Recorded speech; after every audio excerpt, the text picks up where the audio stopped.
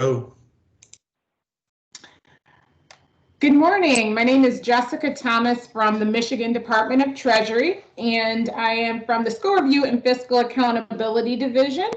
And we are putting on our second webinar for MANS today regarding the teacher and school support COVID-19 grant programs. The purpose of the presentation today is primarily to go over the eligibility list submission process. We also have from our IT Business Integration Division, Bo Kofietz, that's going to present and assist throughout this process.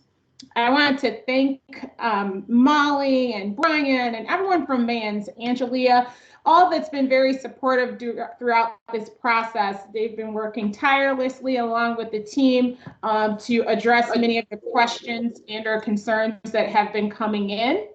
And we are actually hoping to tailor some of the questions specific to those of non-publics, in part because we do recognize that the rep system isn't something that everyone's as familiar with. So we hope to be a little bit more specific and tailored to the questions that come up for non-publics. I will also note that CEPI, that manages the rep system, they will be assisting us with some of the questions a little later on. But we may or may not be able to answer some of the technical questions. So we are hoping to keep the questions applicable to the broader audience. If you do have specific questions, we do encourage you to utilize the email system as well. So everyone, you can utilize the chat bar throughout this. You can, and I know Shalon, can you just put something in there so everyone can see that? We do have our team standing by so that they can answer those questions as they come real time for this particular presentation. So again, Molly, everyone from MANS, thank you guys, and for all that are here. We will go ahead and get started. All right, let me click back over, Sam, just as we said. So the agenda for today, we're going to provide an update from Treasury. There has been several communications, changes to the website, a number of items that have occurred over the past week or so. And we want to make sure that everyone's aware that that information is available. As I mentioned before, we will do an overview and a review the eligibility list submission process. Right. Again, we utilize modifications to. We will go over the details again with the overall process, and then we will also dive into, more importantly, the process to actually take your email, or I'm sorry, your completed eligibility list and submit that to the department in a secure manner, so that the contact information there is being transferred, as I said, in a secure manner. And then we'll have an opportunity for Q&A, and I will be going over some of the questions that we have already received from our non-public schools, and we will also allow for questions to be answered at the end. So one of the things that I wanted to address is that we have successfully, been working with MANS and others as it relates to the grant program.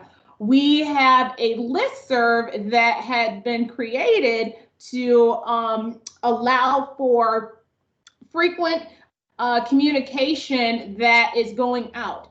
It's important that you take advantage of this listserv, in part because it will give you real-time communication regarding the program. And over the next week, there will be several communications, reminders, and such that will be issued out. So that's one source for you to get additional information, along with going to our website. To date, we have roughly 1,900 individuals that have subscribed. So if you have not subscribed, please do so, so that you can get some of those real-time notifications. As I mentioned, you have already received some of the notifications regarding the certification form deadline, and also the 16th deadline, which is the final date for submission. We do have a couple others, obviously, that will be coming down the pike fairly quickly now.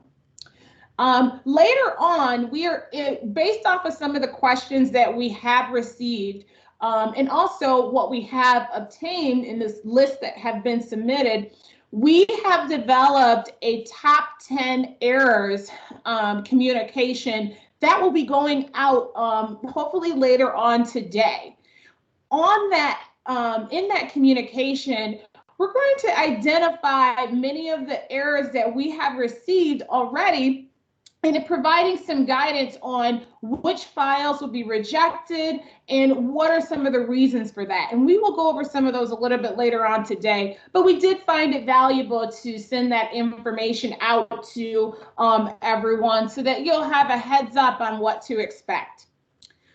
Also, we have created an instructional video that details a step-by-step process for the districts. This video is critical. We have received several questions in our email box, but we really have taken those questions and turned it into an informative video that will help everyone understand it. They're fairly short videos. There's 2 of them, and we do advise that you take a look at that prior to submitting your list, just to make sure that you're capturing some of those items.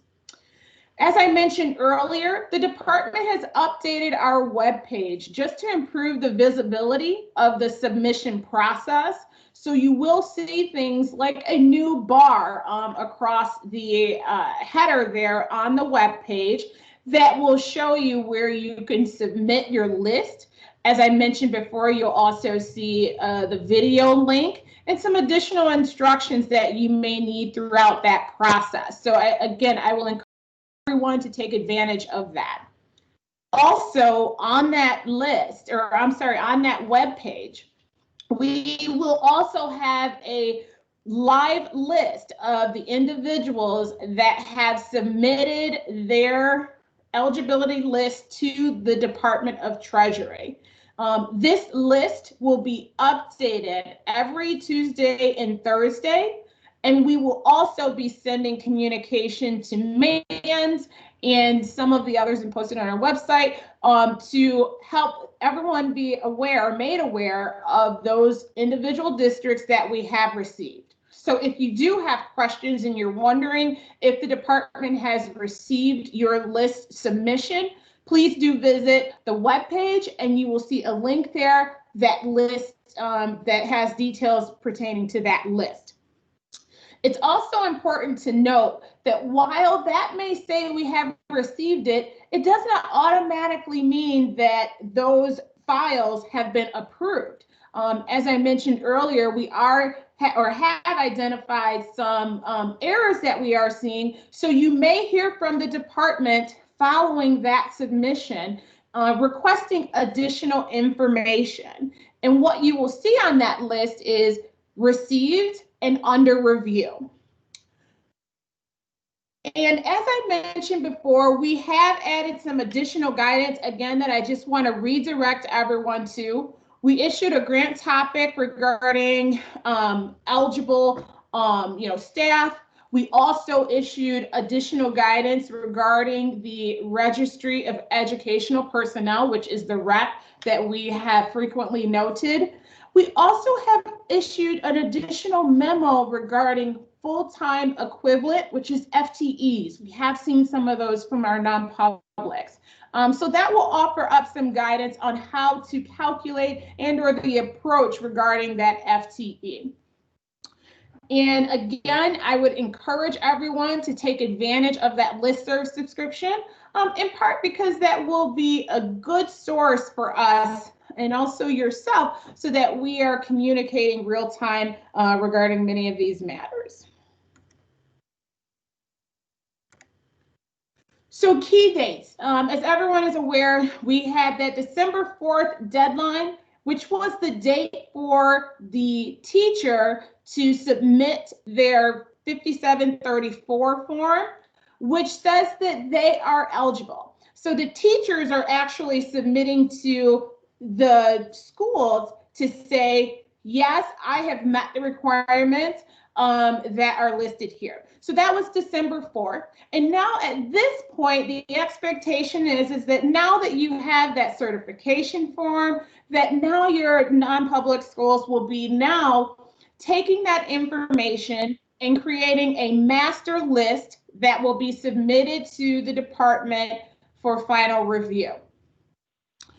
December 16th is a very important date. This is the date that the list should be submitted, and we are very grateful for the number of non-publics that have already submitted their information. But December 16th is that final date for you to make the necessary modifications to that template.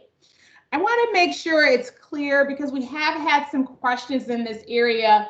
The expectation is that the rep that you have downloaded is primarily just a starting point. What that means is that we have utilized that as a basis for you to begin the modification process. And what we do recognize is because non-public schools are not required to submit most of this information, you may find that much of the information and or data inside of that template, the data fields, are left blank. So what that means is that you will need to modify that template to reflect the list of the individuals that are eligible for the grant program. Furthermore, one of the items to note here is that there are some items, 2 data fields, that you must actually input into the rep.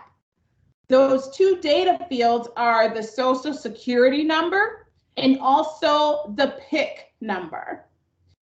Both of those items are inside of the system, and we've requested it to be inside of the system just to maintain a level of security with these submissions. So we have provided an opportunity so that your employee's personal information will not be transferred in an Excel document for things that, again, personal information. So we want to utilize the rep as a source to ensure this information is accurate. So please do note that those are the 2 data fields at which you should be utilizing the system and or importing into the system. As I mentioned before, December 16th is the deadline for submission. However, you may actually receive some feedback from the department and or additional information that may be needed if we have notified any errors.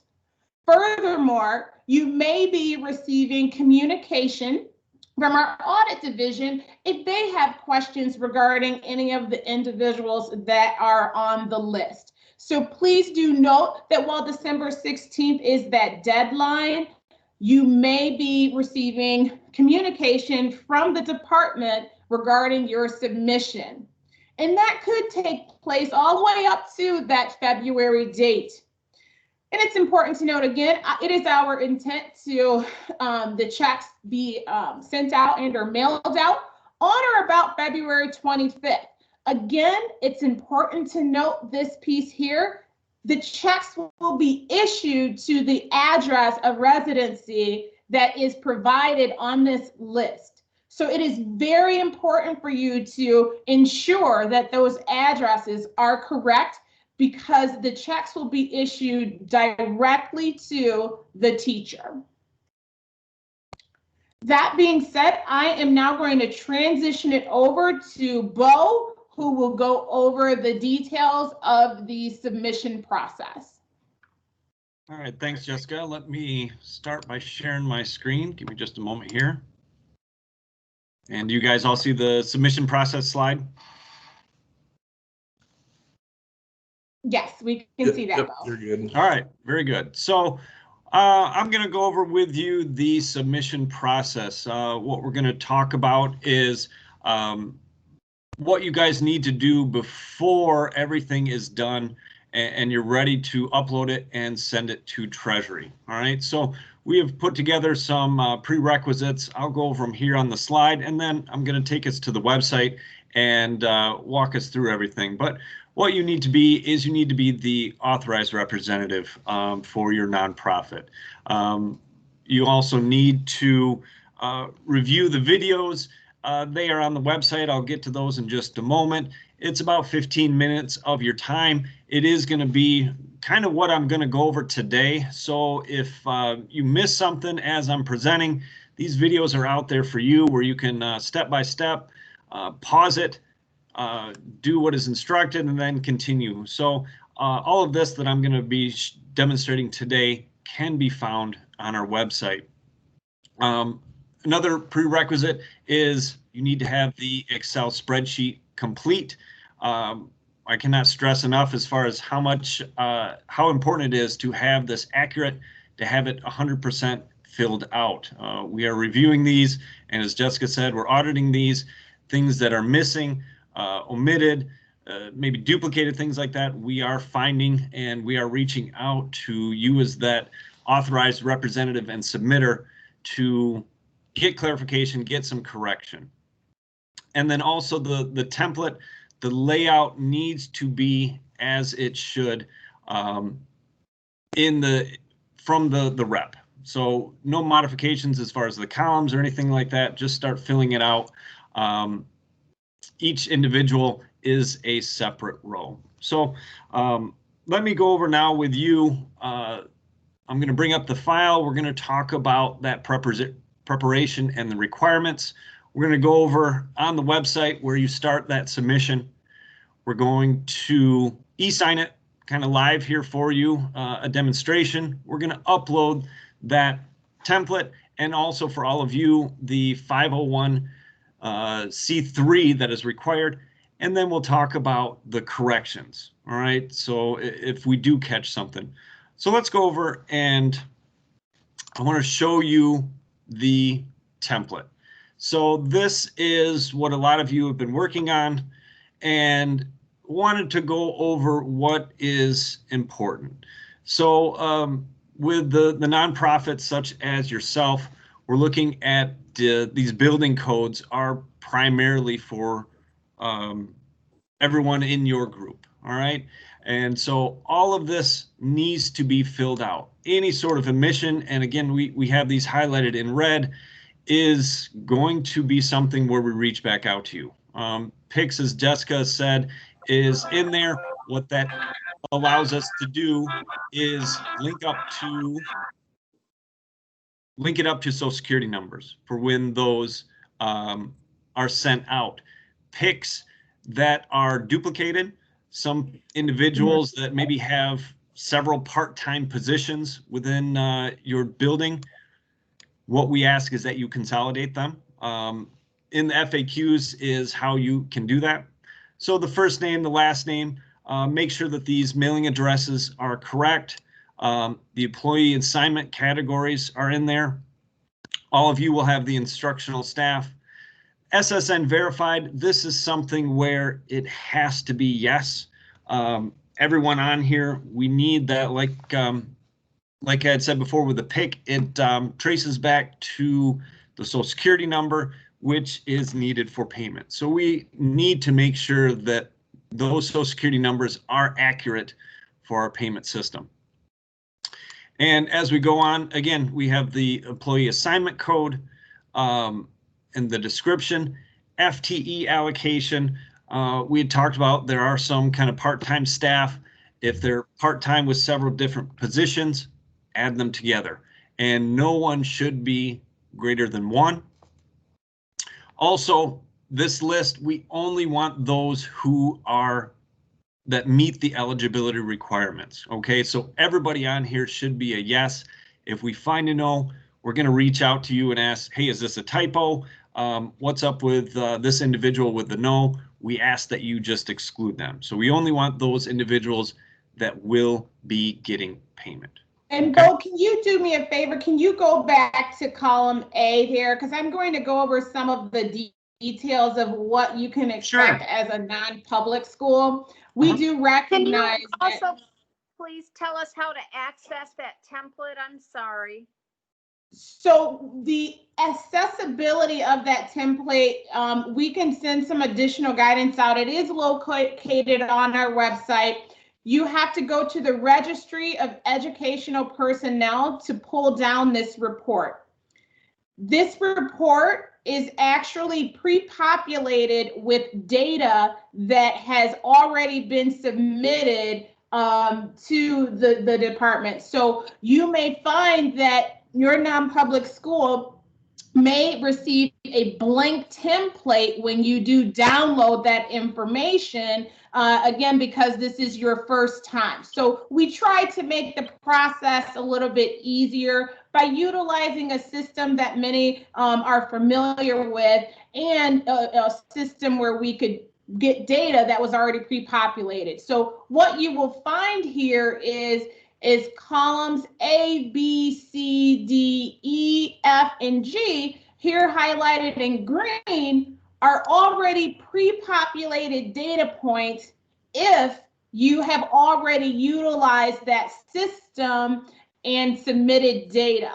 And when we look at the district code, it's important to note that this may or may not be an item that you will have, because sometimes non-publics have a different process at which they have coded codes for the district. The district name obviously is an important piece. The building code, however, is one that we would expect our non-publics to have. This is something that is a code that is standard. It is something that all LEAs, PSAs, ISDs, and non-publics alike, this is how you actually are recognized within the state. So it's a state assigned entity number in the educational entity master, and this field also provides that relational link to all of the core data sets. And Jessica, real quick, I put a link to that rep guidance. So a lot of these rep questions on how to consolidate multiple codes and how to access this report, I put that link to that in the chat, but that link is also in the resources section of our website.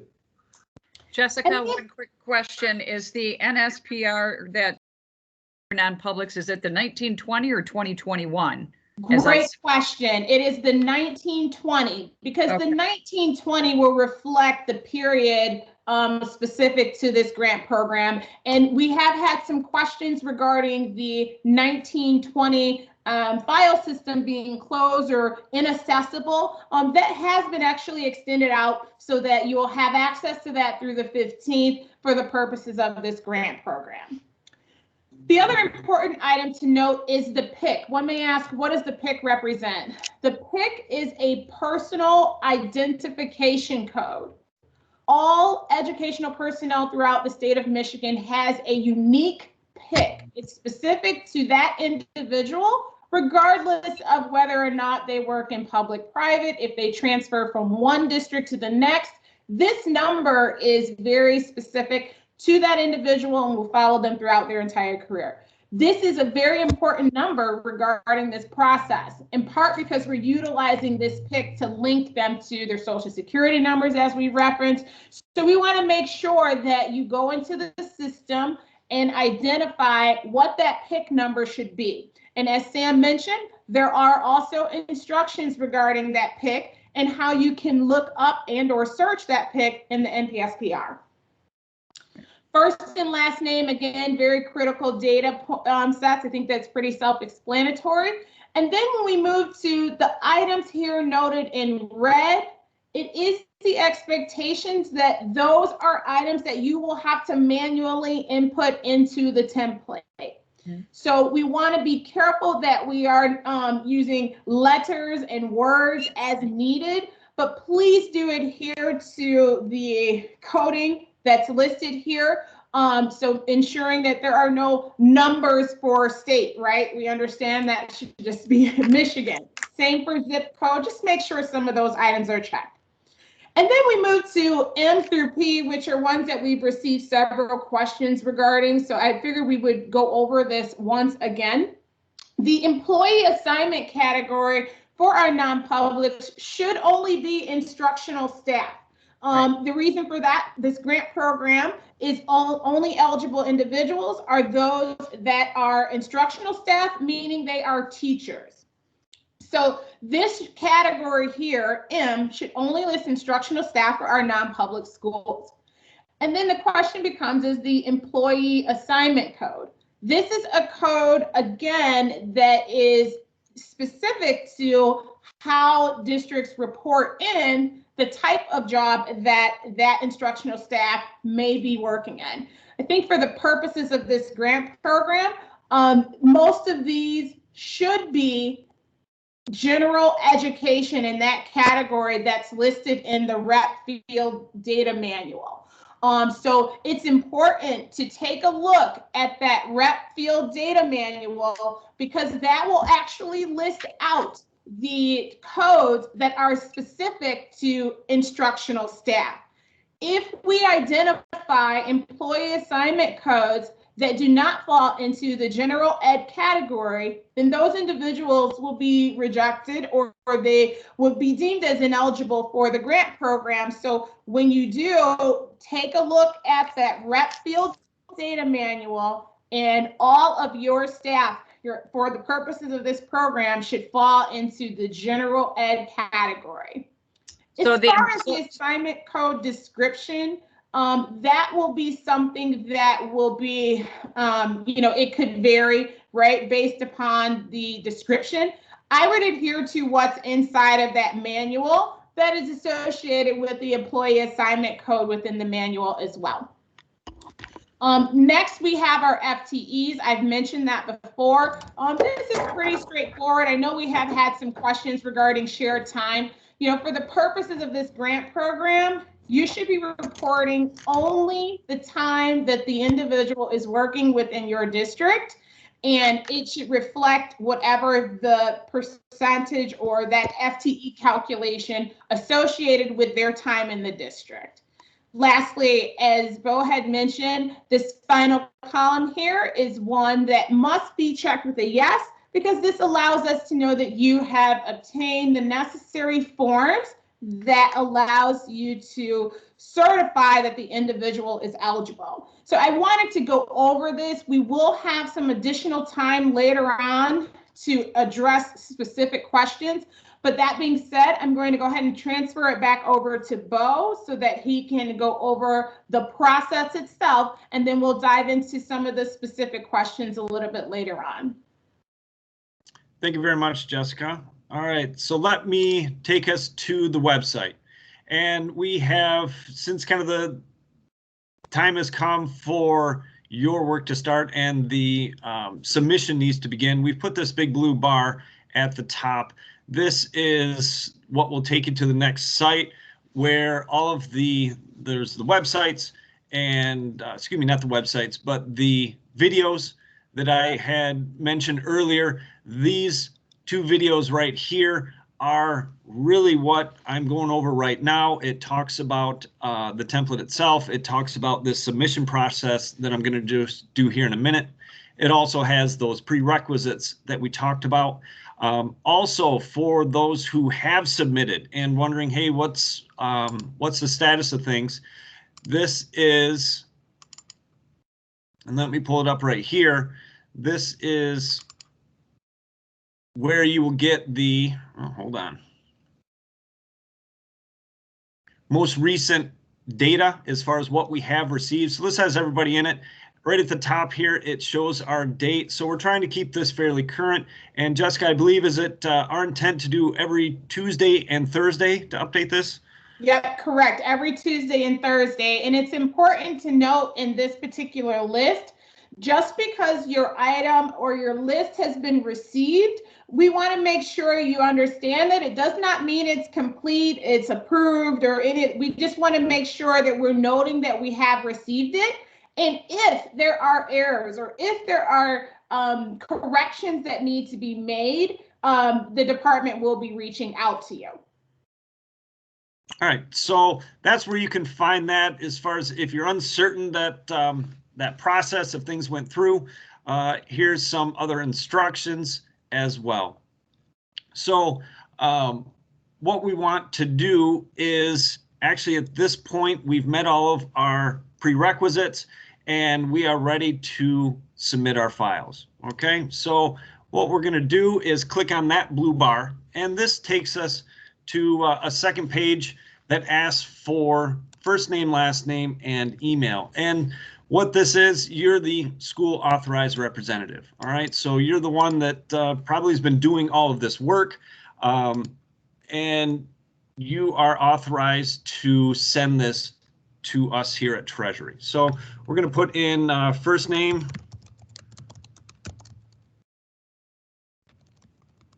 And I also want to note at this point, authorized representative is really important because you are in so many words certifying that the information here is accurate and it has been checked. So I know for some of our public schools, they have processes or whatnot in place that says this individual can speak on behalf of the district.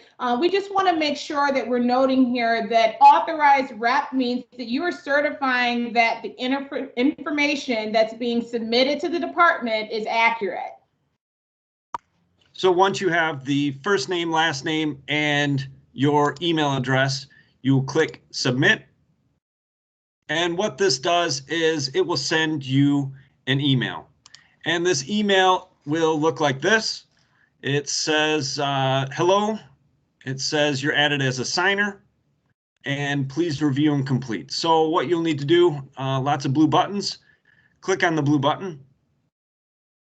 And this brings you to the e-signature page. So this first part is kind of the disclosure saying that you understand that your electronic signature is the same as a pen on paper, and so you need to accept that. Now here is a short form that we're asked that you fill out. As far as your section, everyone here is part of the non-publics. This is your area where you put in, we talked about your school, your entity, which is, this is your building number, your contact name and title. So this should be that authorized representative, who you are, your name and your title, email address, phone number, and then your FEIN. And this is what is going to be seen on your 501c3. Is that correct, Jessica? They can find that FEIN within the 501c3 documentation? The federal employer identification number is very unique to your organization, and this is a number that you would have to work with the federal government, regarding that number.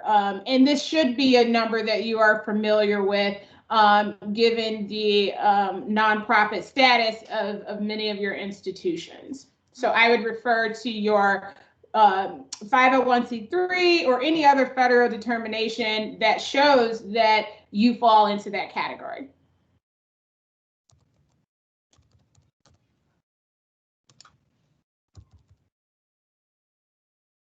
All right, so you filled this out here.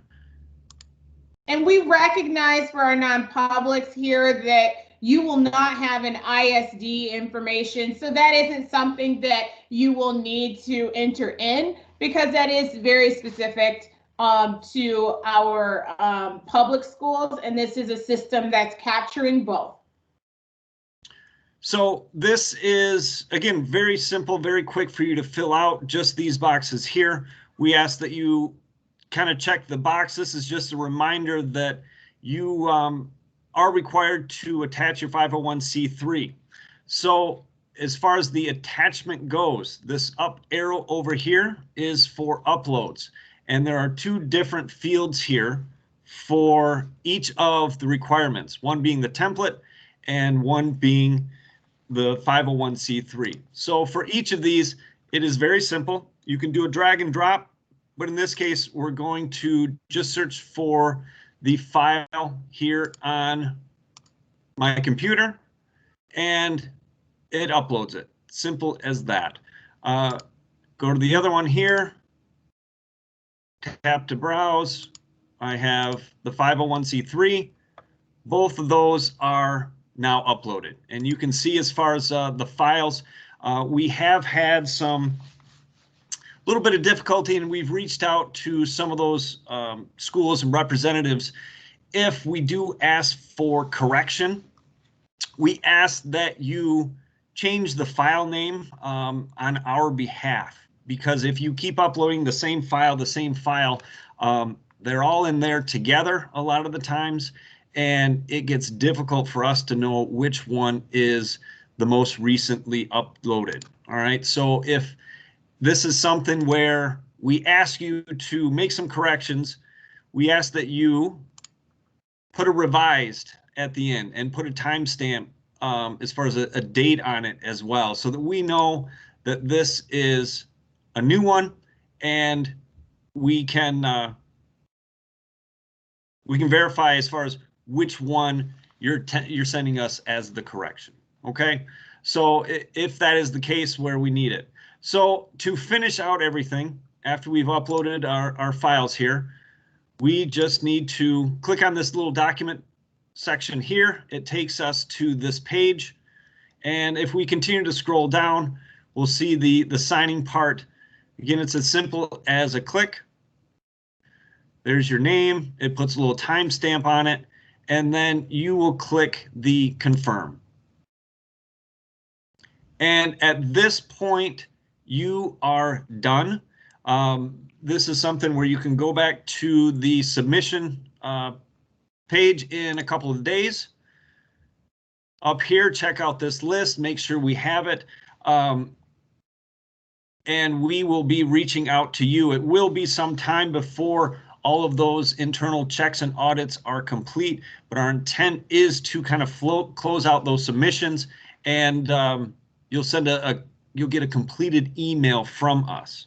Now, if you do happen to have an error or an omission on your document, you will get a new email. It will talk about how it is rejected. All right, and you'll see some stuff in here, but the part in quotes, what we're trying to do is give some basic, very brief information as far as what we need, what we are looking for. All right, so if you get this email, please look at this little message here. And in this case, we're asking that there's a missing PIC number in row 18. All right, if this is something where there's extensive errors and just a little quick note isn't sufficient, we will reach out to you from our technical support email. We'll reach out to you with kind of a laundry list of what we are needing. All right, so again, I want to reiterate how important it is to use the template as it is, and 100% completion as far as with all of these fields. Any blanks or those errors that Jessica and I talked about, we're going to reach out to you, and you're going to have to make those fixes. So best you can, 100% get these filled out, and you really shouldn't hear from us if everything looks good.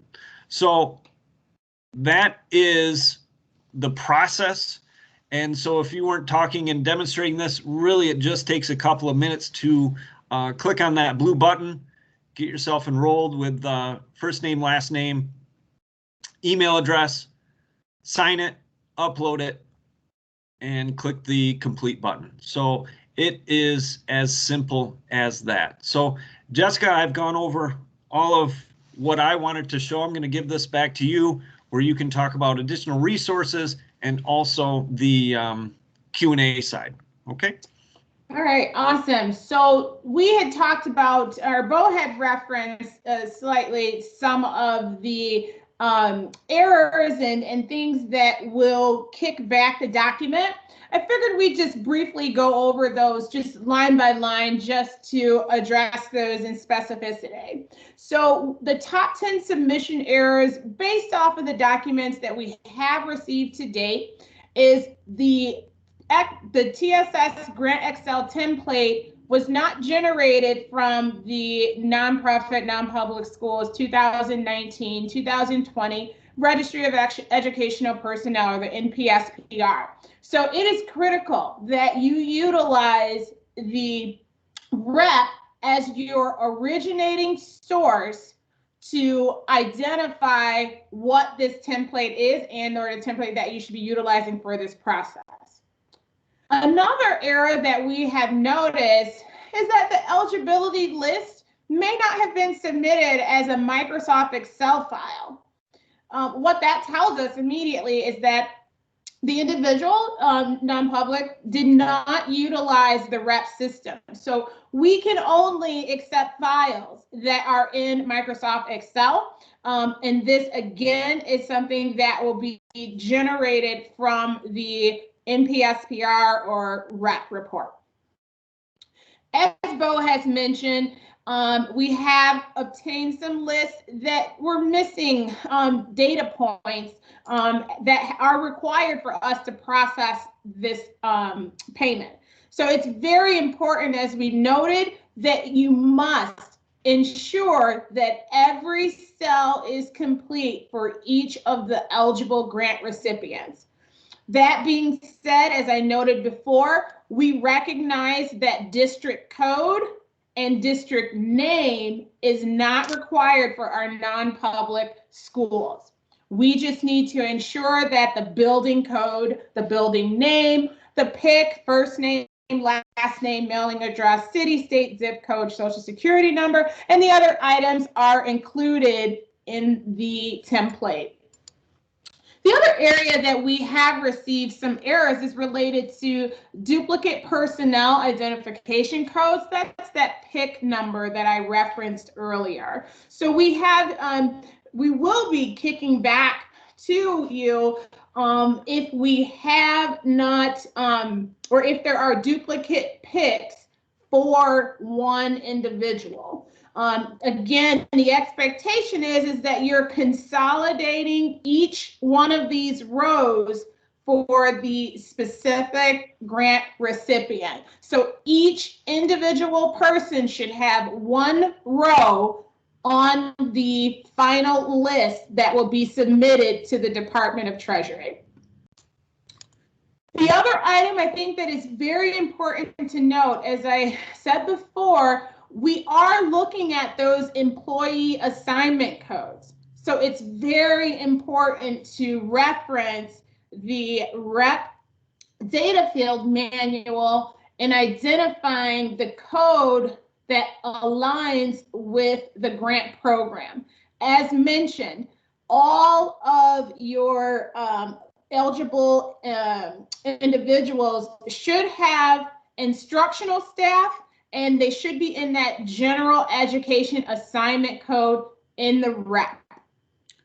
The other area that has been of question is unverified social security numbers.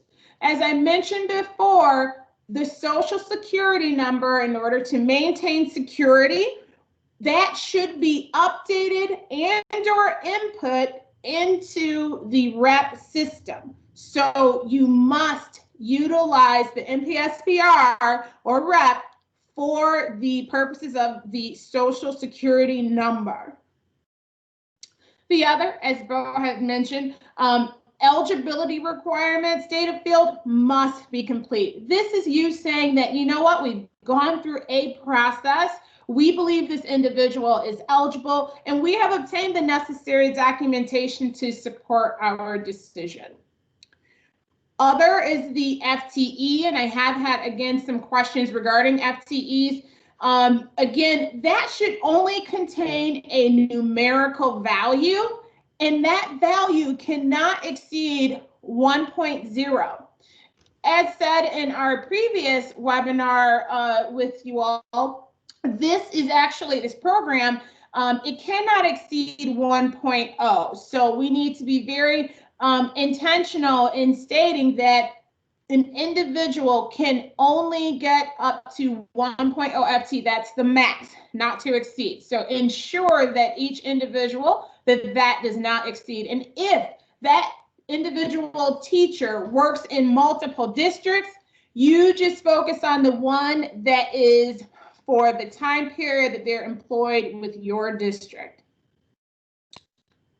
The other that I think will be important, and I have had this question, we've had the pleasure of working with the Archdiocese of Detroit. There were questions regarding the FEIN and also the 501c3 documentation. What we are actually looking for is just your federal determination letter that says you are a nonprofit organization. We recognize with the Archdiocese of Detroit and some of the others that that is an umbrella document. So what we are asking is that you submit the federal determination letter and also include the page number in the Kennedy directory that names your specific non-public school. That way, we will be able to ensure that you are covered under the federal determination letter identified in that process. So that being said, there were a couple of other questions that we had received. Hopefully, we have addressed those items. And what we can do is now open it up for questions, and you can do raising your hand, that feature. And if you are on the phone, we'll try to find a way to capture you. So that being said, I see Penny Clemens. And everyone is currently muted, so you'll have to unmute yourself to talk. Yep. Thank you for taking my question. My issue has been I've gotten into REP, but I'm not able to find the Excel spreadsheet. Is there a certain code or how? And it's possible that I'm going into 2021 year. Is that possible? Yes, that is possible. And what I would recommend, I think Sam put some specific instructions in the bar related to the step-by-step process needed to download the template. So I would refer back to that document. And if you do continue to run into problems, Sam, if you could you put the contact information for CEPI inside of there as well? They will be able to address some technical questions if it is specific to, the system itself. And I actually did leave a message with them or an email, because I was having trouble finding it and they haven't gotten back with me yet. Okay. Thank you. You're welcome. And I have here, let's see, we have Penny, we have Barbara, and I don't want to say your name wrong. Antikire. Yes. Okay. Thank you. I appreciate it. You've been very informative. I do have a couple questions. As I understand, we're using the 2019-20. What happens now if I have new employees this year that have provided me an application that were not employed with me in 19-20? They're a new instructional staff. This grant program is only for staff that were employed in the 2019-20 school year. Okay, and then if, so what happens now for those that were on the 19-20 that are no longer employed with the district? Are they still eligible to receive that check? They are qualified, but they will still have to meet the eligibility requirements as identified in the 5734 form. Okay, and the field data manual, where do I find that as far as descriptions and code? I put that in the chat too. There is one on our website, but we can also put that inside of the chat bar as well. Yep, it is. Okay, perfect. Thank you. You've answered my questions. Thank you very much. You're welcome. Oh, I have Teams. Pam. I've never been in Teams for a group meet. Pam? Hi. My question is, I think I have everything all set, and my social security numbers are verified under that other form. Is there anywhere on this spreadsheet that their social security numbers are supposed to be on? So as stated earlier, what we're doing is to ensure the safety and security of the information that we have. We are asking that you input that information only in the rep, And then on the template, we're just asking to note that you have verified that the social security number is accurate in the system. So you would only need to Okay. mark a yes. Okay, yep, it's all, they're in the system and they're in there correctly, so I just put yes on there. Just want to make sure I wasn't missing anything. Thank you. You're welcome. Any other questions? Yes, I have a question. Okay. In the FTE category, if we have a teacher, and I apologize if I missed this, if we have a teacher who is teaching science half-time and mathematics half-time, we still only enter their name once, correct? And then we divide up their FTE in another category or another column, is that correct? No, so each eligible staff person should have one row on the final list of missions. So what we are asking is that you consolidate all of that information. And if they do have multiple subject areas that they teach, it's okay to identify the one that best represent their role in that 2019-20 school year. The more important thing to note is that it is a code that is assigned to instructional staff, or that gen ed assignment code, because that's the one that actually indicates that they are in fact a teacher. Excellent, thank you. You're welcome. Any other questions? We are a elementary school, and for the assignment code description, you mentioned general education, but I put down the K through 8 self-contained classroom. Should they be just general education? I should be looking for that code instead. No, actually, the K through 8 self-contained actually is a code in that same category. So yes, the category of K through 8 self-contained will suffice for the purposes of the grant. Okay, so that works. And I have one other question for eligibility. We have a full-time certified teacher. She has her degree. It's junior kindergarten. You know, she's here full days. Does she fall under the kindergarten? Would I put her as the K through 8 self-contained classroom also? Can you clarify what you mean when you say junior kindergarten? It's just, we have kindergarten, and then we have like a younger kindergarten class. So we just call it junior, but they're considered both kindergarten classes. We just differentiated them different from a kindergarten and junior kindergarten.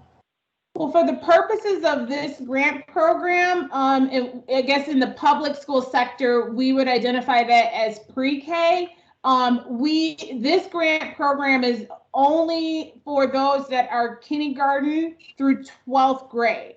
So the definition of kindergarten is those that K-8 that would fall in that category. If you'd like to, discuss further and or provide some additional clarification on the way the classroom is made up, we can reach out and talk a little bit more offline. Okay, how do I contact you directly? Or how should I do that? You know what? You can submit an email through the system. And then we can reach back out so we can better understand what you mean when you say pre. Because ultimately, we do recognize that some classrooms may have a blend of both kindergarten and junior kindergarten, for lack of better words. So okay. The intent is that we're focused on that kindergarten piece. So the makeup of the classroom really is important. So we can talk a little bit more offline about that if I have not answered that question. Okay, thank you. You're welcome. Jessica, I have another couple questions. I'm sorry. Okay. Now you indicated it's K-12, right? Not PK-12. Correct. Okay. Second of all, I have 2 staff members who, this is a non-public school, and they have theology degrees, but they are not certified teachers. Are they eligible? For the purposes of the grant program, it's specific to just a classroom teacher as defined. So I will define and restate what a classroom teacher is. And Sam, I don't know, maybe you can put that inside of the chat bar, but the intent is that they are a classroom teacher. The certification, while we recognize that is a way at which some are identified, the intent is to focus on the definition of a classroom teacher for the purposes of this grant program. And that means that they are assigned a classroom. Yes, they are. They both are. I just wasn't sure how I would find them as a definement in the manual description. Yep, that assigned classroom is a key piece of that. Okay, perfect. Thank you. Mm-hmm. I see, I'm not sure, there's no name associated. It says C. Yes. Yes, I have a question. Thanks for taking it.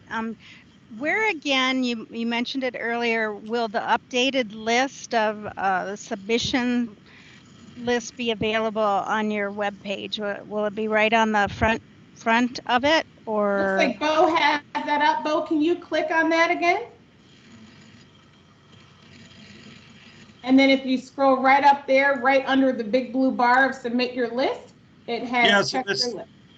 Yeah, so if you click on the initial first blue bar for the submission of your eligibility, that just takes you to another landing page. And this is where you do the submission, but the check I is see it. Okay. Little line right underneath it. Yeah. Click on this, and then it will pull up every Tuesday, Thursday is our intent to get those updated. Give us a little bit of leeway as, again, the big surge hasn't come in yet as far as with the due date. So if you're getting it to us on the 16th, that last day, we're going to be doing our best to get that updated right away, but there may be a little bit of lag if we get, man, maybe 1,000. I don't know. We've had a considerable amount, but we still have at least 1,000 to go. So give us a little bit of time, but we're going to do our best, and this is where you're going to find it. Okay, thanks very much. I had lost where that was, so thanks. All right, we have Anita.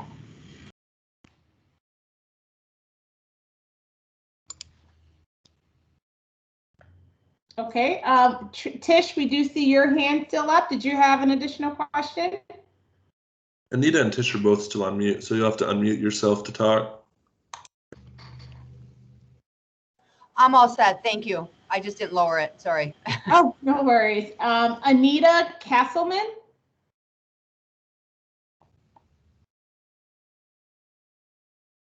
All right, any other questions? All right. Okay, I think I just heard someone. It was Anita. Anita got her microphone working, but she just muted herself again. Oh. Can you hear me okay? There. Yes, I'm so sorry. No worries. I wanted to check with you. Our principal is the authorized representative, and she went ahead and started the submit eligibility list, received the email, and filled out the section that needed to be done, but we did not upload and send the documents and finalize yet, as we needed to include our 501c. So my question is, does she just go back to that same email and resume the process, or how should that be handled? Or do we submit another request? I'll hand that over to Bo. Well, if you still have that email, and again, with a little search, I believe you can find it, but yes, you can go back in. So what I just did is, here was that original email, all right, that says, hey, you're a signer, please go to review and complete. I clicked on the document, and this is, if we look at all of this, we can see that this is the one that I finished. Okay, and I signed just here a few minutes ago, but we can, if we want, we can tap to browse, right? We can upload another one here. Okay, I'm just doing it for a demo. I do want to put the revised, but it sounds like this is the original, but you'll see as far as you should be able to do this. And then go back to the document. You may not have kind of completed it as far as done that final little bit, but everything is still accessible. Those ones we're just kind of setting to the side. We know which ones do have attachments, which do not. So we haven't been paying that one any attention so far. As soon as that template and the 501c3 are available, we start working those. So definitely use the same one. If you can't find it, I guess that's understandable. You'd have to start all over, but your existing one should work just fine. Okay, we'll check that out. Thank you. Mm-hmm. All right, we have now hit our time. I wanted to take an opportunity to thank Molly and Brian and Angelia, everyone from MANS that have really supported us throughout this process. As I communicated earlier, you can expect to receive email notifications if your non-public school has not yet received, submitted that list. So we will be sending those emails out on a regular cadence as well. But again, this will only be for those non-public schools that already have information inside of the Education Entity Master, which is again identified by the NPSPR. We will also be updating that list. As Bo had mentioned, we will be monitoring our emails. So if you do run into questions and technical issues, we will be monitoring that email and working on closing out those emails from day to day. So if there are very technical and or specific questions to your non-public school, feel free to reach out to the email process there. And we just want to thank you for your time. This has been recorded, so this will be available on our website. And we will also circulate this out to MANS as well with the link so that individuals that may not have been able to join us today will have access to it. We will also encourage everyone again to subscribe here to the listserv. This is very important as we do push out communications quite frequently, and we will have several communications coming out over the next week or so. That being said, I want to thank everyone. I want to thank our team that's been addressing many of these questions, and we hope you have a wonderful weekend. Thank you, Jessica. Thank you.